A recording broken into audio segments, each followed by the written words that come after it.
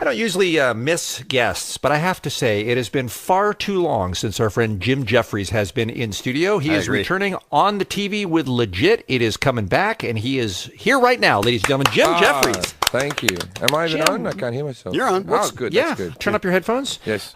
Legit comes back on Wednesday. We have many questions about that, of course. It's one of our very favorite shows on TV on FXX. But first, let's catch up with you. What have you been doing since the last time we saw you, dude? I'm back on tour. You know, I got my little kid, and I've been promoting the show. So, yeah, baby and a tour. And I did a zombie movie in Australia, which I don't think is very good. When I was making it, I thought, this isn't good. So we'll see. Really? You knew while you were in the middle of it? Hey, look, if the film comes out great, then I will be happy, but I don't think it will. Is it going to have international release, or is this something that's being made just for Australia? I think they want to have an international release, but I'd like to win an Oscar. So, let me tell you something, Jim. Most actors won't come in here and say, I made a movie. I don't think it's very good. I was excellent in it.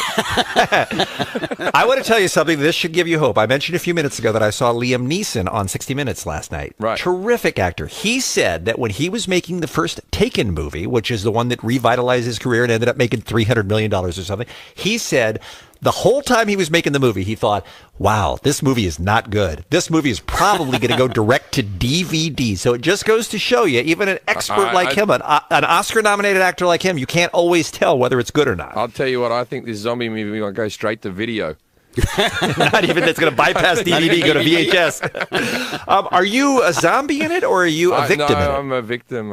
It's actually, it had some funny bits. It will be all right, I hope. Is it a comedy? It is a comedy. Let's not talk about it too much longer. Okay. I have other things I'm proud of. What are you proud of? I like Legit. Legit is one of my favorite shows. When does it come back? This Wednesday? It comes back this Wednesday with your boy, Dr. Drew. Dr. Drew and Mike Catherwood, and Mike Catherwood. And they were acting on it. And they did a rather good job. In fact... What's the storyline? You show up? They were the only people who knew their lines. Most actors don't really know their lines because it takes like 40 minutes to set up the cameras. You only got about 6 lines per scene, and so you just memorize it in that little bit. But they had them down. They were ready. They were better prepared than any other actor. And it does. I start off in Loveline, and Dr. Drew diagnoses me as a sex addict. Okay. And which sort of happened in real life. Like I came to him and said, sort of? I said, I'm having a few problems. I've got my girlfriend. I want to cheat and everything, but I'm having a baby, so I'm trying not to. And he goes, and I said, and I'm masturbating a lot. I masturbated on an airplane the other day, and he goes, yeah, you probably, I do it on airplanes, like on long haul flights, to fall asleep. Right. Because, Okay, well, there's a purpose then. Yeah, exactly. Yeah. And I clean up after myself. In fact, I think that... I don't think we were questioning that. I think the toilet... I don't do it I do it in the little sink area, right? Because that's the right height for me. But I always think that... the bathroom is cleaner after I've been in there. It's not like I just spill everything all over the place, and then I open the accordion doors and look at the next person and go, good luck. Good luck. Enjoy.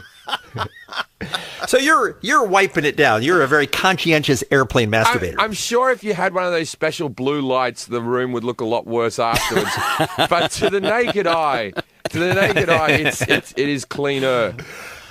So let me ask you this. So Dr. Drew diagnoses you as a sex addict because you're having cheating urges and you're masturbating frequently. Now, that's for the show. That's for Legit. Yes. What would he say in real life about somebody who exhibited those exact same symptoms? He's big on therapy and all that type of stuff, and I don't know if he's an AA guy or something like that.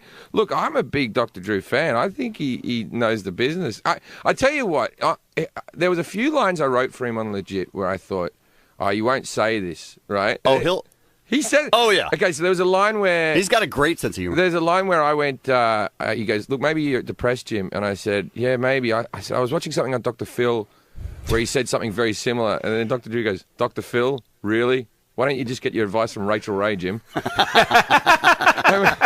I wrote that line, I thought, oh, maybe you won't say it. Oh, no love lost between him and Dr. Phil. What about our friend Mike, who, by the way, was just here talking about Legit on Friday? He was in here. And is he too pretty to be a good actor? Because it seems like he wouldn't care enough to try hard. This is the problem, is because Mike's a radio guy, I think many people don't know how pretty he is. Right. You know, he's ridiculously handsome. And I even had girls on set when we brought him in, they're going, oh, so we just got an actor to play Mike. Oh, people who listen to Loveline and stuff, right? Going, we just got an actor to play Mike. Did we? Because they thought he was too pretty for radio. I go, no, that's Mike. That's the real guy. And like he always goes on how he used to be an addict. For a guy who took a lot of drugs, geez, he has nice teeth. He does. He does. And he You're reckons right. he hasn't done anything to him. I have 2 cigarettes and I look like Fagin from Oliver. That good pull, Jim. Good reference. Yeah, you don't get enough Fagin references on this. You certainly don't. So were you concerned when you were writing this episode or co-writing this episode that you were giving too much of the heavy lifting to non-actors and that was going to be a tough shoot for you? No, look, acting's easy, right? Let's be honest. You're a non-actor. I'm a non-actor. They let me do it. That's true. That's a good point. And it's not hard. And they were playing themselves, and they did a great. But we got some cool guest stars on this, and we got Carrie Fisher. Really? Is coming on, and that's wonderful just to sit with. And when you sit with Carrie Fisher for long enough, and I was with her for 2 days because we did our scenes together. You go, don't mention Star Wars, don't mention Star Wars. That's what your brain is. That must drive her crazy. Don't mention Star Wars. And then, like, she can see it on your face. Because I'm a kid. I was born when Star Wars was made. Like, right. And then she just went, well, I'm going off to London to film the new Star Wars. And I'm like, really? Oh, I didn't know that. Oh, you were in Star Wars? There's a new one being made. Oh, how about that? And she says she's going to be in it for 6 months, which means that she's no small part in this new Star Wars. 6 months? Yeah, 6 months in London they're filming. Wow, that's interesting. So, and we got George Lazenby plays my dad. Who you might know was former James Bond. Who was Sure. James Bond once, and is still like a super handsome, like 75. And so we got him to play my dad, and my mother's being played by an actress called Magna Sabansky, who's a big star in Australia, but not really known over here. But she's like a sketch type of comic over there. The only movie you'd know her from here is she was the farmer's wife in the movie Babe. Oh, okay. And All right. Okay. Babe Pig in the Oh, City. yeah. Okay. She's married to James Cromwell in the film. Okay. Yeah, that's right. Now, so she's a very large woman. Right. That's her stick, as being a fat lady. She's fat. Right? And You could challenge her for that, though, if you worked on it, Jim. You could be a fat lady if you tried harder. And so the thing is, I ring up my mum and I ring up mum and dad. I say, hey, Dad, you're going to be played by James Bond. And so my mum goes, and I imagine you're getting just a fat woman to play me. Oh, no. And I said, if you worked out more, we could have gotten Halle Berry or something. You know what I mean? Or Denise not my Richards. fault. You didn't keep yourself together. Jim, is Legit on in Australia? Can they see it? It does well in Australia. It does really well in Australia. We outrate shows like Veep and Girls were more popular in Australia than those. For shows. those of you that haven't seen Legit, it is the most wrong show on TV. It is very wrong. And that's why I love it. Yeah, this season's way more wrong than the first. How is that it's not possible if it's possible. still on the air? Yeah, but that's why we this might be our last throw of the dice. You think so this is we it? thought we're going to get it all out now. Well, we have DJ Quells, who we love, as you know, Jim, coming in later in the week to talk about it. He, of course, plays Billy on the show. We got to take a quick break. Jim Jefferies is here, but don't go away. More with Jim in a moment, and don't miss Legit this Wednesday night at 10 on FXX. We'll be right back on KROQ. What did I tell you, man? Kevin and Bean Show! Isn't this awesome? No. KROQ. After comedy specials called Alcoholocaust and Fully Functional, it's a miracle that our guest is even alive, much less still doing comedy at the top of his game. Jim Jefferies in studio with us here on the Kevin and Bean Show, the star of Legit, which returns to FXX. And by the way, you do probably have that channel, even if you haven't watched it yet, folks. Look for FXX. It airs this Wednesday night at 10 o'clock, the return of Season 2 Legit. Was Jim doing some disco dancing during that song little right bit. there? It seemed like he was shaking that ass a little bit. Nope, from the neck up. I don't hear songs like this very much in my car. I'm an iPod guy. My music taste stopped about 12 years ago. Is that right? Okay. So I get excited by, is this what the kids are listening to? If I went to your iPod, who would the most played artist be on it, Jim? Oasis and the Beatles. Oasis still, Yeah, really? I'm You're stuck. weird. I'm stuck, yeah. There's another band like them called the Beatles you should check out. They're I love very I good. love the Beatles. I heard. Oh, you've heard as of them? well. Okay. I watched that. I watched that reunion thing with the 50th anniversary thing. Come on, Ringo. Geez, you should have some type of stagecraft. when he was standing at the front going, "What would you think if I sang out of tune?" And it was the same as I would do it at karaoke. There wasn't a sing. No effort. But he's never been better than that. But then there's the thing where he goes, "I should go play a song on the drums." And he goes back to the drums. Let's talk about boys. It's like that, right? And then, but there's a drummer next to him. Who needs two drums? Is Ringo's drum just filled with pillows? And not plugged in, it's not working. Like, because why is there the second drummer? No, I don't know. That's weird. There isn't. Every single time you see Ringo drum in the last 10 years, there's another drummer just off to the side. That's actually a little bit sad now that you pointed out. Because But you're a big... I'm sorry, what were you going to say? No, exactly. You're a big Beatles fan. love the Beatles. Okay. Crazy about the Beatles. I don't. You don't? No. What's wrong with you? A lot. But here's my question for you. Isn't Paul McCartney writing stuff like... Has he regressed to the... To me, it seems like second grade stuff. Yeah, but this is the stuff. But people don't even listen to it now. They don't. You don't need to. He's got enough songs. It's the same reason that Billy Joel just gave up writing albums. He went, people aren't going to listen anymore. So that's why Paul McCartney does that? Paul McCartney, Billy Joel probably writes songs, but just for himself. Right. And but just doesn't release them. Paul Nobody wants to McCartney hear. still thinks the world wants to hear his new songs. And maybe in there's a couple of gems here and there, but But for the most part, it seems like he's ripping off second graders. who cares? You know what I mean? And his voice is he's like 73. Your voice gets a bit shot by that stage. You know, you can't sing the high notes anymore. Yeah. So it's, I remember I bought the album, Misery or something in the backyard, Creation and Chaos in the Backyard or something. And it had a song, and this is when he was dating Heather Mills.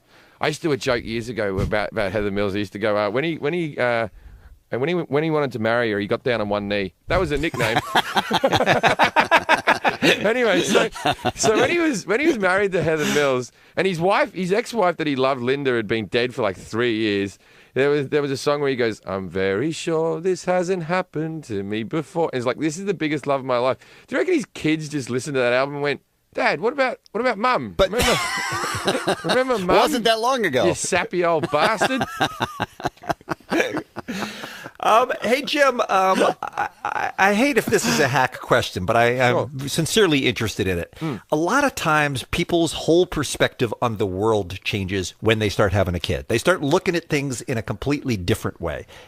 Has that affected your comedy at all? It hasn't affected my comedy in this. I talk about my son on stage, but it hasn't affected like my comedy. I don't think. I hope not. It's not like Your sensibilities. It's or not like whatever? my sensibility hasn't changed. It's not like I've become Ray Romano up there. And there's nothing wrong with being Ray Romano. He's a great comic, but it's not like I've changed.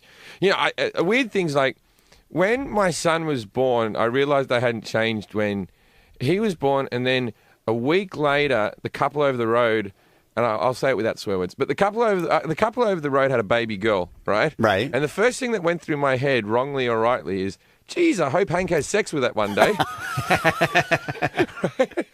You use the word "that." Yeah, Sex with exactly. that? And I felt bad because, but that's the thing about having a son. I want him to have sex with as many people, whether he's gay or straight. I hope there's whatever genitals he's into, he's just surrounded by them constantly. Right. Yeah, I hope he gets his share. But no right. one's ever held their daughter and gone, "Oh, I hope you get as many." No. As you want. No. Right? I hope that you're constantly being railed. No one does that.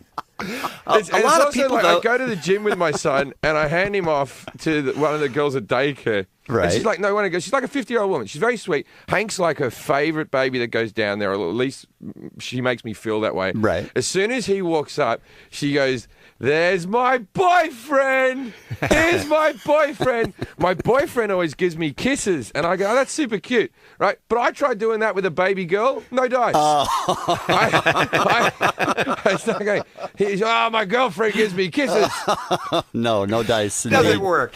By the way, Hank, classic old school manly name. I Well like it. done on that, sir. His middle Is it name's- Henry? No, he's just It's Hank. He's All just right. Hank. Hank is awesome. He's actually named after my girlfriend's father, who was Henricus, who was a Dutch guy, and they called him Hank when he moved over here. Oh, okay. Henricus. Yeah, but we just call him the American spelling Hank. And his middle name's Lennon because I like the Beatles. Okay. And I think Hank's a tough guy's name. It is. No, it's good. I It's always good. think Hank Jefferies, and I think if I was a girl, would I sleep with that? I'm like, yeah, I would. That's Sure. the main concern Yeah. when you're naming your He son. sounds like a guy who could fix things, Hank Jeffries. Yeah. Like if you had a problem, he'd come over, but you couldn't have, he'd move a couch for you, but don't take the piss.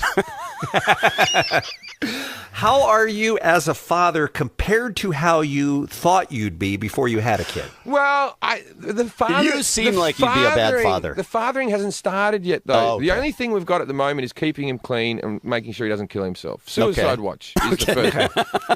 That's an interesting way to look at 15 months. You know what I mean? Because it's put that down. Don't put that in there. Right. That's all it is. Okay. And so there's no real. hey, when you're a man, How do you think you're going to be at that? Well, I think I'll personally be great at it, but I think my back catalogue of stand-up will ruin anything I have to say. Yeah, he'll be able to see it. Because how am I going to say to my son, hey, don't take drugs? And there is so many times that I have been on stage, it's been recorded, where I've gone, I take drugs. Right. And then, like, how many times am I going to go, wow, you have to respect women? How am I going to say that to him? Like, I think you should respect women, and I only say misogynistic things on stage as a joke, but I don't have a leg to stand on with this kid. Don't. I hope your wife is strong. If there's any silver lining, though, Jim, it's that by time he gets old enough to have those conversations, he'll be having them with his new stepfather, so you'll be out of the picture by then. That's true. Exactly. I'll probably be dead by then, yeah. I often think about that. I think, where will that guy live in my house? Where will that be? He'll probably get this part. He'll probably change. Sure. Yeah, he'll have the. Well, it's inevitable. Bedroom. Let's be honest. Yeah, there's not many comedians who have relationships that last forever. That aren't with a woman named Mavis. Yeah, I'm trying my best. I'm doing very well at the moment. Would she say that? Good for you. She seems happy enough, you know. Right. But like, we're not married. Her mother is. Oh, I'm sorry. I called her your wife. Her mother is super religious. And she came over to see the baby. She's come over a couple of times. She lives in Vancouver, so she comes down. She stays in a hotel down the road, and I always go, Mary, we got spare rooms here. If you want to stay, come and stay. You're more than welcome to stay. And she goes, I will not stay in this house whilst you two aren't married. And I'm like, more incentive not to get married. You know what I'm saying? That is kind of a weird attitude for people who are living together and have a child together. I mean, that's weird. Don't threaten me, Mary. like Hank is the youngest of 33 grandchildren for this lady. She had 7 kids. My girlfriend has a sister who had 11 kids. Oh my God! Are you kidding me? Yeah, it's just 33 of them, and Hank is the only illegitimate bastard in the whole lot. Right? Oh wow. And she mentioned that to me. She goes, out of 33, he's the only bastard out of the whole group. And I said, and the richest. You know, you got to put everything in context. I go, I know you're super religious. 1 in 10 people are gay, right? So there's 3 closeted homosexuals at least in that group that you'd be frowning upon. 1 in 100 people are a sociopath. So there's a 1 in 3 chance that one of them's a sociopath. So let's leave this little bastard alone. He's not doing too bad. Unless he's all those things and a bastard. I can't believe she wants you to marry her daughter when you talk to her like that. That's crazy. Well, you know, you impregnate the people. They get on board, you know. Exactly. I love that you're calling your son a bastard. That's what I love about you, Jim. That's so cute. My mother said because Kate was pregnant during the first season of Legit, and my mother said, what is the name of your television program? And I said, it's called Legit. And she goes, how can you call it legit when your child is illegitimate?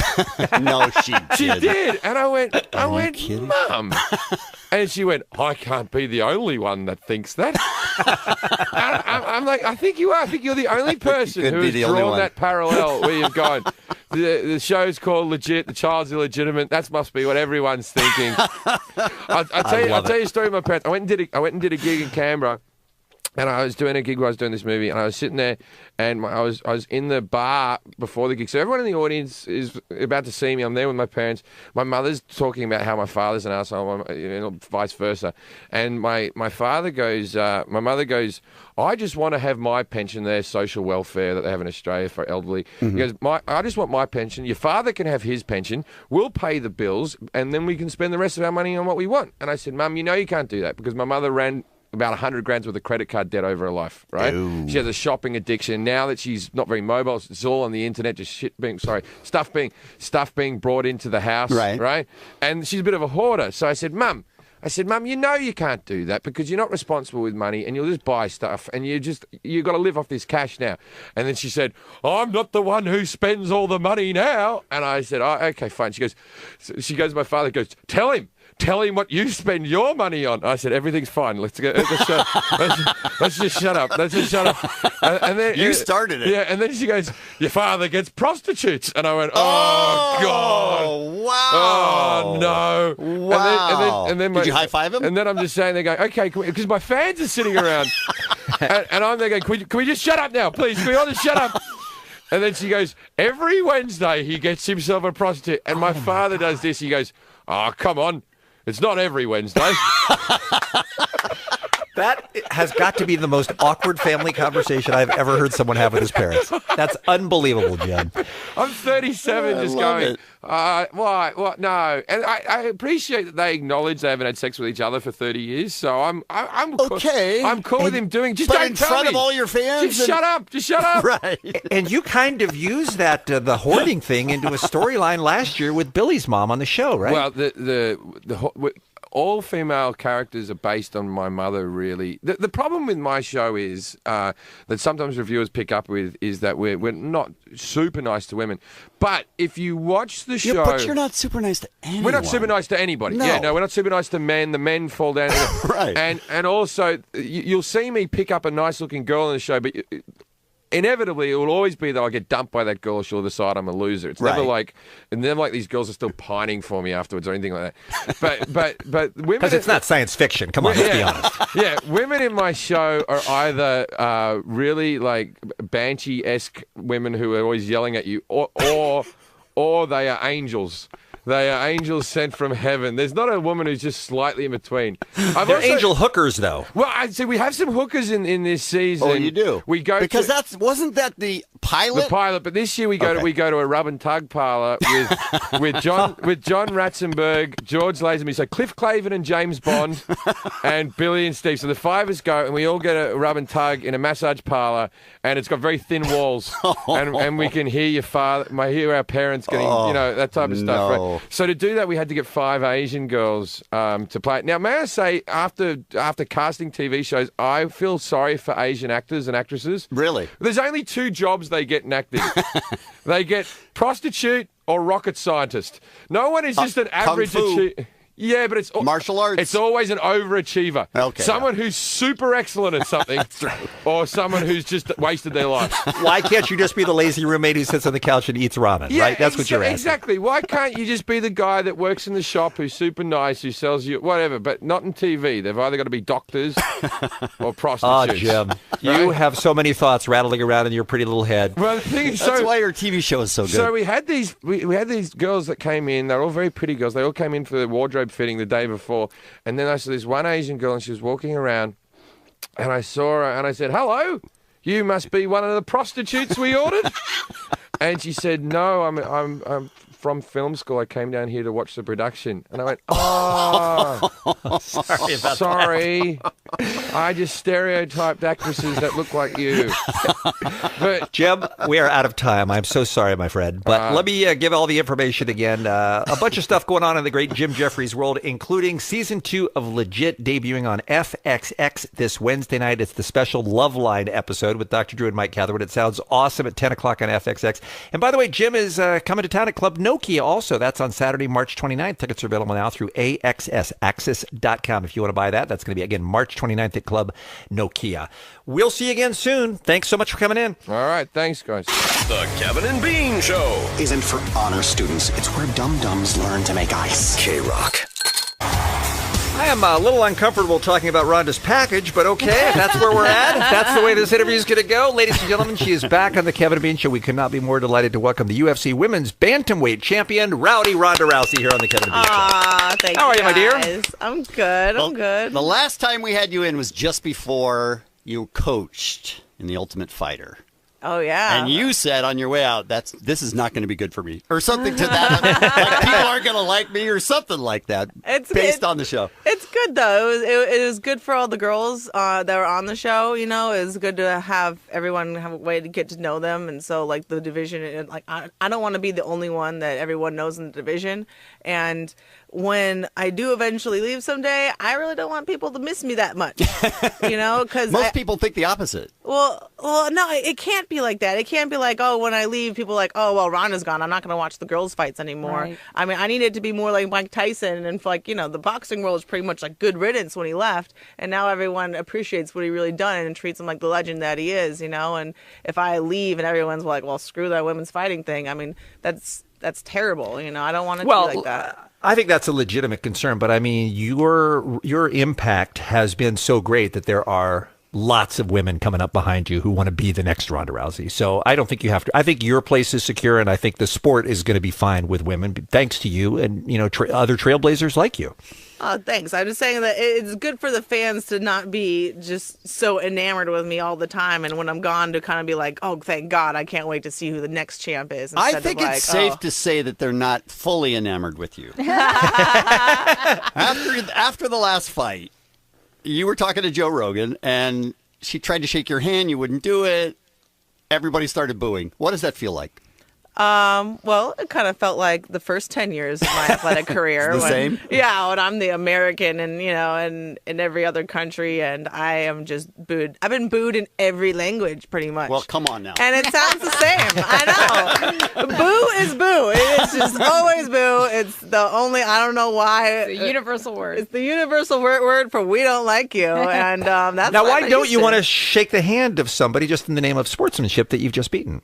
Look, I commended her for her sports and everything she did as a sportswoman and everything. But as a person, I think she's just a terrible human being. And until she really apologizes to the people close to me that she's wrong, then she doesn't deserve a handshake from me. My handshake means something. I don't just give it out like Skittles. So she wasn't just talking about you. She was talking about your family, and that made you mad. And she's not going to take it back. That's it. Yeah. I mean, you she's dead to you gotta apologize first, man. You can't just be like, oh, that didn't happen. Da, da, da. Like, no, it still means something. Now, Sorry. most of us, I know if I'm standing there and everybody's booing me, I think, what did I did something wrong.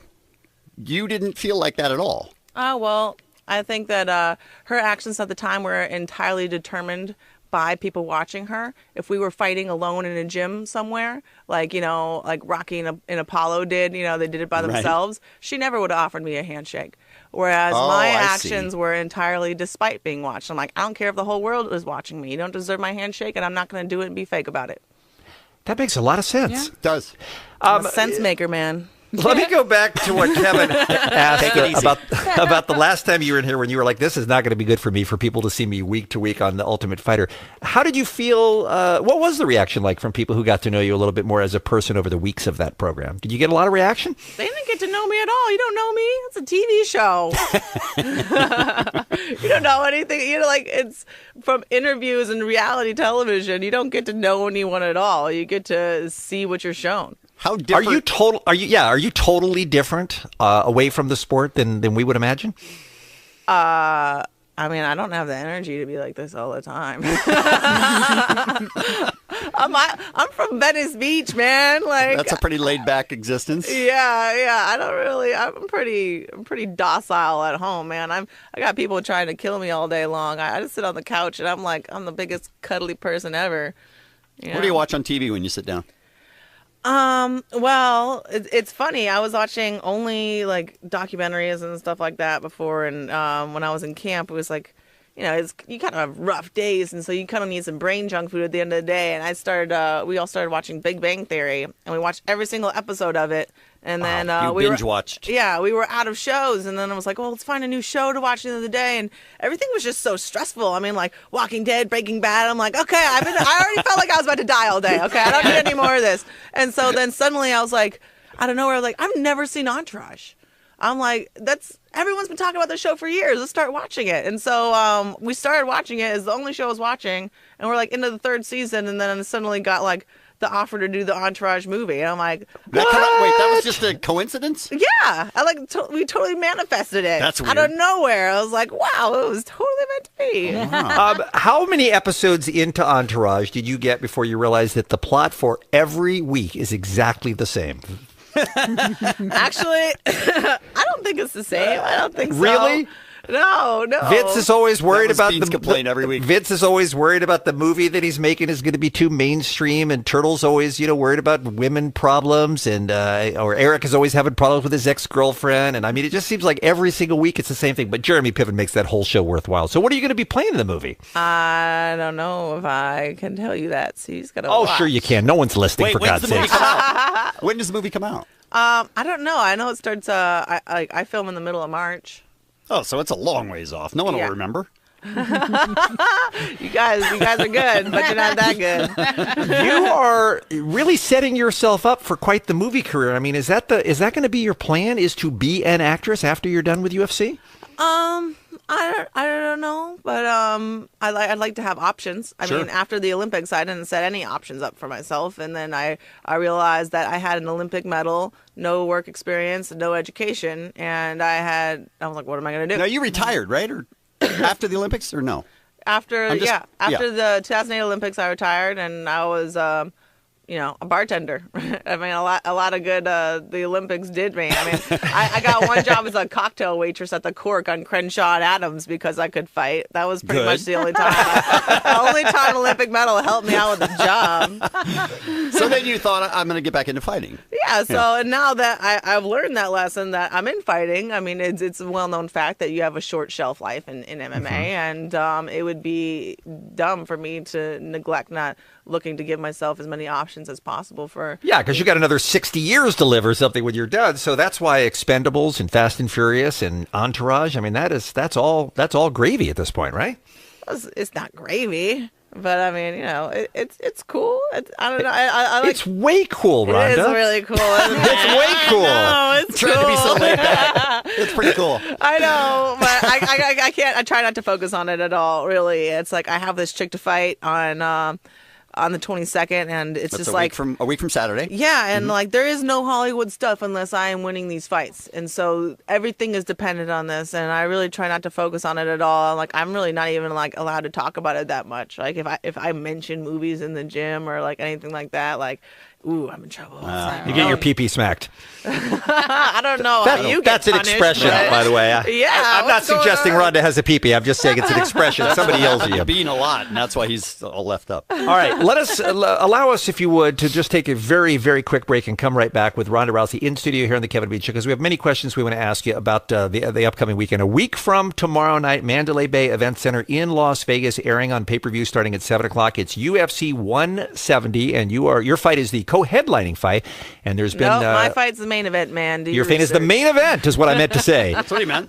And we'll talk about that. We had Sarah in here not long ago, by the way. She seems like a very nice lady. I'm going to feel bad if you knock her head off. Yeah, I call her Saint McMahon. She's very sweet, but she is also trying to take away everything that I've worked for my entire life. So I'm not feeling that bad. Well, when you put it that way, now I'm rooting for you. We'll take a break. Come back more with Rhonda after this on KROQ. Kevin and Bean on KROQ. It is 22 minutes after 9. UFC Women's Bantamweight Champion Ronda Rousey in studio with us here on the Kevin and Bean Show. You can see her live and in person a week from Saturday night. That's going to be at the Mandalay Bay Events Center in Las Vegas. Tickets available now through Ticketmaster.com and MGMGrand.com. So, how much animosity is there between you and Sarah McMahon? Is it just a professional thing, or is she someone like some other people we've discussed that maybe you personally dislike as well? I've never had a personal problem with anyone that I've fought before, except for one person. I mean, we were actually teammates on the 2004 Olympics, and I call her Saint McMahon for a reason. She's just like the biggest sweetheart ever, and my first UFC fight against Liz Carmouche, I mean, I love that girl. It's just like it's nothing personal when you fight. I'm entirely emotionless when I fight, regardless if I like you or not. What do you think? What do you see as her biggest skills? Like, what are you most concerned about, if anything? I think that she's just a really high-level athlete. She's an Olympian, and she's a great wrestler, and that's really the most of what I see brought to the table. I mean, it's much different if you're fighting someone who casually came upon MMA as opposed to someone who has been, training to be the best in the world for their whole lives and then switched over into MMA and applied those same skills there. Yeah. 8 fights in a row, somebody has gotten into the octagon with you thinking that they had an answer for the armbar, and so far no one has. Is there a way to beat you, Rhonda? I think it's actually 11 because I had 3 amateur fights and there was no difference other than I didn't get paid, so I still count that. All right, I apologize. But for the sake of suspense, I'll say yes. But for the sake of reality, I'll say no. Do you ever? I mean, this may be a stupid question because you mentally expect to win. You wouldn't get in there and couldn't get in there if you didn't think you were going to win. But I mean, do you ever think about what it would feel like to lose because you just haven't experienced that? Actually, I have experienced that. I've experienced it in the worst way. Like you played on that bumper. My mom was the first American to ever win the World Championships in judo, and I finally made it to the finals of the World Championships in 2007, and I lost in the finals. And I spent my entire life training to win the Olympics. And I went to 2 Olympics, and my second one I lost in the I think it was in the quarterfinals, and ended up having to fight back for bronze. And it feels like dying, and I'm so heartbroken, and there's no worse feeling in the world. And that's why I train harder than any of these other girls do, because it really is that important to me. It feels like I'm literally dying. So it is a life or death thing to me. Wow. Does she have this a lot of the same skill set that you have? She's a very different style. She's a wrestler, and I come from judo. I'm sorry, I'm not familiar with the difference between judo and wrestling so much. Well, judo is like wrestling with a jacket on. And so there's like a whole lot of different kinds of throws and things you could do in judo. And then also you have pins, just like wrestling, but we also have chokes and arm bars in judo. Oh, okay. And so I've been working on my submission game a whole lot longer than she has. This is the voice of Ronda Rousey here on the Kevin and Bean Show. Again, the fight is going to be a week from Saturday night in Las Vegas. Go to Ticketmaster.com or MGMGrand.com. Kevin, as you will vouch, see it in person if you get the chance, awesome. right? There's Yes. There's nothing like it. Do you have time? You're so busy this week with training. Are you able to watch any of the Winter Olympics, Ronda, or do you have no interest in those? I do have a great interest in the Olympics, but I haven't been able to watch really anything at all. We keep hearing these stories about, especially that story that came out this week about how popular Tinder is at this year's games, the 2014 games, because all the athletes are young and hot and horny and all living next to each other. Can you tell me a little bit about what it's like to live in that Olympic village when you're an athlete? Ooh, all right. Well, when we first get there, it's like everyone has been training their whole lives, and it's so important. Oh my God, you're so focused. And then as every day goes on, there's more and more people that are done.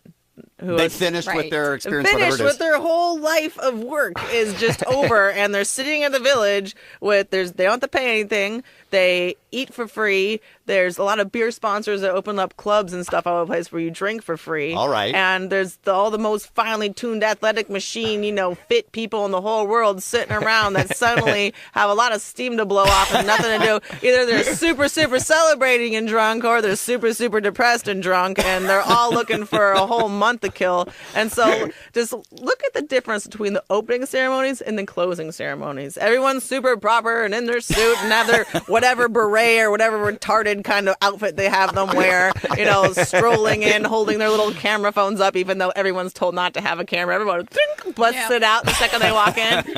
And then watch the closing ceremonies where there's people wasted, having, people on top of their shoulders, stumbling around. I mean, they only have close-ups during the opening, during the closing, wide shots. Long shots. Yeah, Oh, look how at about the team that? go. It's just like that. Yeah, And you got- everyone's that hammered sounds at the fun. closing ceremonies. Yeah. That's awesome. And you've got all these, like you mentioned, they're incredibly fit people, young people your age who you already have a lot in common with. And they're exotic. I mean, you have your pick of anyone around the world. You want that hot Argentine guy or that hot Brazilian girl or the German or whatever. They're all there for the picking. Yeah, so there's just a lot of they promote condoms too, because I think that's how pandemics spread. Is you bring all these people from all the corners of the world, and you're like, hey, would you like that Panama strain of syphilis? Yeah, I got that for you. That's why they had to quarantine Bob Costas. That's right. With his Because he was janky spreading eye. everything to everybody. I can't imagine.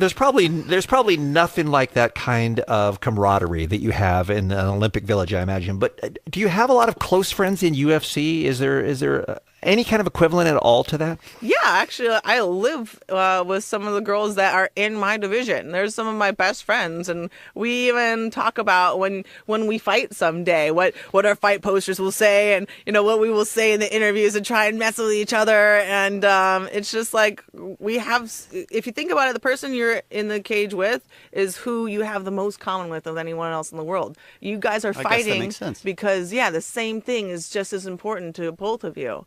And so, I'm really close with other people that I fight against, or they're just fighters too, and yeah. What's your energy like in this week leading up to next week? It seems like, to me, if I was in that position, I would just want it to be here so I could Yeah. get in the ring. I'm totally like, especially since I started this camp in shape, you know, it wasn't like the last fight I came back from doing all these movies and stuff and I had to get into shape. Like it totally was like, you know, the montage of like every day you see a little improvement, you know, like just like that. And this fight I just started, I was already just in shape from the last one. And so I've been really impatient for this fight from the very beginning, which is because I pretty much came out of last fight unscathed. I didn't have a single bruise on me. Right. So. Like if you could have had that last fight a week, you know, after the last fight, if you could have fought this one a week later, you would have been happy, right? I would have fought it that night, to be honest. That's what you need is to start doing double headers. Yeah, exactly. I was like, I'll double it up in a night. I mean, in judo, I would fight 7 times in a day, and I would weigh in that morning. You know, that's the format that I'm used to. And usually my first match was my worst one. And so, you know, I had 2.5 rounds pretty much down. That means I had, you know, 4.5 left in me. Right. So why not? 2.5 is a long fight for you, though. Yeah, I guess so. The longest one yet. Yeah. How about when it's in Las Vegas versus another location? Does that make any difference to you at all? Are you at all distracted by everything that city has to offer? No, it actually makes it a lot easier because the hotel and the venue are in the same building. And so it's like I pretty much walk down from my hotel room into the venue and then I fight and then I'll walk right back up. So it's like really not really any distractions at all, except for all the people that I run into, and you know, like on the way down. But I mean, that's pretty much anywhere. It saves me a bus ride, so saves her a bus ride. Yeah. All right. What's the after party like? My after party is buffalo wings and like either apple pie a la mode or brownie a la mode. I need some sort of dessert with conflicting temperatures. Yes. No, it has to be buffalo wings. Like, okay. It has to be. And I had such unsatisfactory buffalo wings after my last fight. That hurts. Oh, that's sad to hear. Someone took me to like a fancy restaurant and gave me some fancy buffalo wings. It was like, no, I want some where the place is like, it's like a B-rated restaurant, you know. Maybe C. Yeah, exactly. I want something like that where it's like, I hope this hot sauce is hot enough to kill whatever it is might have fallen in it. That's the kind of buffalo wing I want. And so I'm going to find somewhere just off the strip next time. That's what I'm doing. I love this woman so much. Me too. UFC 170, Rousey versus McMahon. That is going to be Saturday night, 1 week from tomorrow night at the Mandalay Bay Event Center in Las Vegas. Get your tickets. Go see it in person. Ticketmaster.com or MGMGrand.com. You're looking past this one at all? Do you have any idea what happens after this one for you, Rhonda? Nope. My life does not exist after this fight. I could die on the 23rd and I don't care. Okay. Well, we'd care. We don't want you to die in the Oh, no, thank don't you. die. That's cool. Sweet. I know that we'll see you again soon, but you're filming the Entourage movie in March. You've got Expendables 3 coming out in August. You've got Fast and Furious 7. That's not coming out to the following year. And then hopefully lots of good stuff after that. Great to see you again, Rhonda. Thanks so much for the time. We really enjoyed it. Nice to figuratively see you, too. It's the Kevin and Bean Show. It's pronounced poo. KROQ. Hey, Ronda Rousey was fun, right? She's a good time. She's the best. Sad to see her. The lines. Most actors don't really know their lines because it takes like 40 minutes to set up the cameras. You only got about 6 lines per scene, and so you just memorize it in that little bit. But they had them down. They were ready. They were better prepared than any other actor. And it does. I start off in Love Line, and Dr. Drew diagnoses me as a sex addict. Okay. And which sort of happened in real life. Like I came to him and said, I said, I'm having a few problems. I've got my girlfriend. And I want to cheat and everything, but I'm having a baby, so I'm trying not to. And he goes, and I said, and I'm masturbating a lot. I masturbated on an airplane the other day, and he goes, yeah, you probably, I do it on airplanes, like on long haul flights, to fall asleep. Right. Because, Okay, well, there's a purpose then. Yeah, exactly. Yeah. And I clean up after myself. In fact, I think that I don't think we were questioning that. I think the toilet, I don't do it I do it in the little sink area, right? Because that's the right height for me. But I always think that the bathroom is cleaner after I've been in there. It's not like I just spill everything all over the place, and then I open the accordion doors and look at the next person and go, like, good luck. Good luck. Enjoy. So you're wiping it down. You're a very conscientious airplane masturbator. I'm sure if you had one of those special blue lights, the room would look a lot worse afterwards. But to the naked eye, it is cleaner. So let me ask you this. So Dr. Drew diagnoses you as a sex addict because you're having cheating urges and you're masturbating frequently. Now, that's for the show. That's for legit. Yes. What would he say in real life about somebody who exhibited those exact same Well, symptoms? he's big on therapy and all that type of stuff, and I don't know if he's an AA guy or something like that. But I'm a big Dr. Drew fan. I think he knows the business. I tell you what, there was a few lines I wrote for him on Legit where I thought, oh, you won't say this, right? Oh, He said, oh, yeah. Okay, so there was a line where... He's got a great sense of humor. There's a line where I went, he goes, look, maybe you're depressed, Jim. And I said, yeah, maybe. I said, I was watching something on Dr. Phil where he said something very similar. And then Dr. Drew goes, Dr. Phil, really? Why don't you just get your advice from Rachel Ray, Jim? when I wrote that line, I thought, oh, maybe you won't say it. Oh, No love lost between him and Dr. Phil. What about our...